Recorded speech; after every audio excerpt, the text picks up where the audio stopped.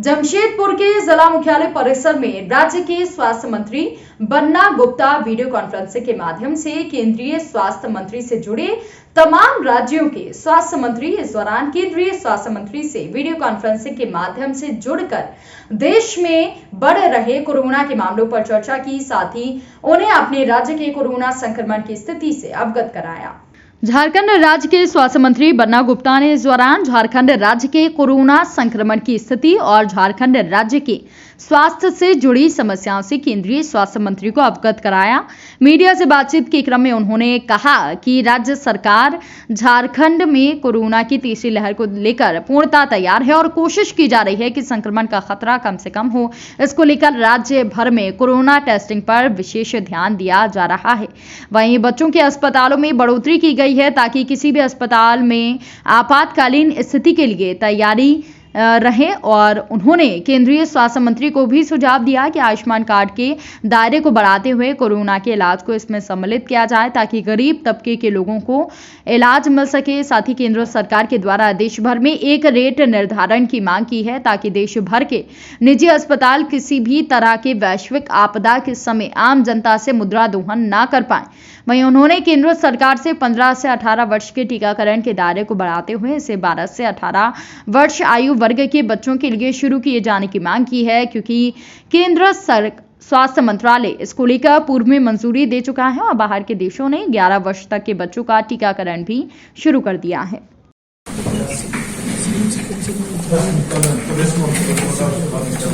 नहीं, आज केंद्रीय स्वास्थ्य मंत्री के साथ बड़ी महत्वपूर्ण बैठक हुई है। आप जानते हैं कि वर्तमान परिप्रेक्ष्य में कोविड-19 ने पुनः जो है पूरे विश्व की मानव जाति पर एक पुनः जो है हमला बोला है और उसी में भारत भी अछूता नहीं है। और इसी के क्रम में केंद्रीय स्वास्थ्य मंत्री जी ने आज एक बहुत गंभीर बैठक आयोजित की, उनको बहुत धन्यवाद हम देते हैं। और उनसे हम लोगों ने कई एक विषय पर राज्य के हित पर गंभीरता पूर्वक विचार का चिंतन मनन किया है, कुछ निवेदन किया है, कुछ बातों को उन्होंने स्वीकृत किया है।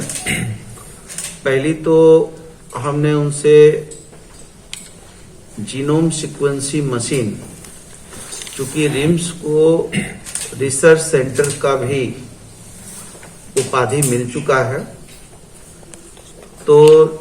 हमने उनसे मांग किया कि हमको रिम्स में एक जीनोम सीक्वेंसिंग की मशीन तत्काल अधिष्ठापित की जाए, जिसमें उन्होंने स्वीकृति दी है। दूसरा, हमने उनसे ये निवेदन किया कि हमारे यहाँ 40,000 सैया हैं, हमारी बहनें हैं और वो बहनों का मानदेय बड़ा कम है और वो स्वास्थ्य की दिशा में हमारी जो है एकमात्र ऐसी व्यवस्था है कि जो अंतिम पायदान पे खड़े व्यक्ति को भी वो स्वास्थ्य की दिशा में लाभान्वित करती हैं। और कोविड जैसे विध्वंसकारी समय में भी उन लोगों की बहुत महती भूमिका रही है और उनका 2,000 रुपये का मानदेय को बढ़ाकर कम से कम 7,000 रुपये तक किया जाए। तो उन्होंने इस पे भी मुझसे ये कहा कि बन्ना जी, हमने आपकी बात पर असहमति व्यक्त नहीं की है। मतलब जैसे विधानसभा में होता है कि कुछ सवाल होते हैं तो अस्वीकारात्मक कह दिए जाते हैं, कुछ को स्वीकारात्मक कहे जाते हैं, किसी को आंशिक स्वीकारात्मक कहे जाते हैं। तो उन्होंने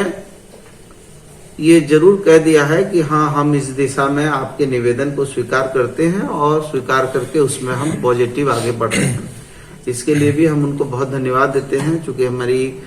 जितनी सैया बहनें हैं उनका मानदेय बढ़ जाएगा तो हमारे झारखंड की स्वास्थ्य दिशा में उनका जो महती भूमिका है। और आप जानते हैं आज महंगाई का युग है, 2,000 रुपया उनके लिए काफी नहीं है।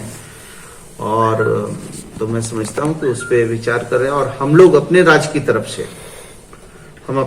तरफ से हमारी सैया बहनों को, जो सैया बहनें उत्कृष्ट काम करेंगी, उनको हम लोग 3 तरीके से विभक्त कर रहे हैं। एक जो एकदम उत्कृष्ट काम करेंगी उनके लिए एक अलग हम उसको इंसेंटिव देने जा रहे हैं। दूसरा जो थोड़ा उनसे कम होगा उसके लिए इंसेंटिव देंगे, तीसरा जो उससे कम होगा उसको इंसेंटिव देंगे। तो चूंकि हम इंसेंटिव देके भी हम अपनी सैया बहनों का जो है जीवन स्तर पर सुधार करके स्वास्थ्य विभाग को आगे बढ़ा रहे हैं। एक तो ये है। दूसरा है कि कुछ एक दवाई होती है जिसको कॉकटेल दवाई कहा जाता है। उस कॉकटेल दवाई को जो है उस कॉकटेल दवाई को हम कैसे यूज करेंगे उसको ICMR से हमको जो है डायरेक्शन मिलना चाहिए ताकि उस दवाई का इस्तेमाल हम कर सकें, या फिर ICMR बताए कि इस कोविड-19 में जो तीसरा चक्र है इसमें अभी वर्तमान में तो एसिम्टोमेटिक और माइल्ड मिल रहे हैं, लेकिन चूंकि इसके स्प्रेड करने की क्षमता डेल्टा और डेल्टा प्लस से भी 3.5 से 4 गुना ज्यादा है और इस वेरिएंट के कई प्रकार के रूप और आकार प्रकार बदल रहे हैं, तो कब विस्फोट हो जाएगा कहना बड़ा मुश्किल है। एक हमने माननीय मंत्री जी से बड़े गंभीर विषय पे बात किया कि चूंकि कोविड-19 में जिस तरीके से कुछ एक ऐसे प्राइवेट अस्पताल है जिन्होंने बहुत मनमानी किया था और उस दुखद बेला में भी आर्थिक उपार्जन का माध्यम बनाया था, जिसका हमें दुख है। तो केंद्रीय स्वास्थ्य मंत्री जी से हमने निवेदन किया है कि पूरे भारत के लिए एक टैरिफ का निर्धारण किया जाए। जितने भी जो भी प्राइवेट सेक्टर के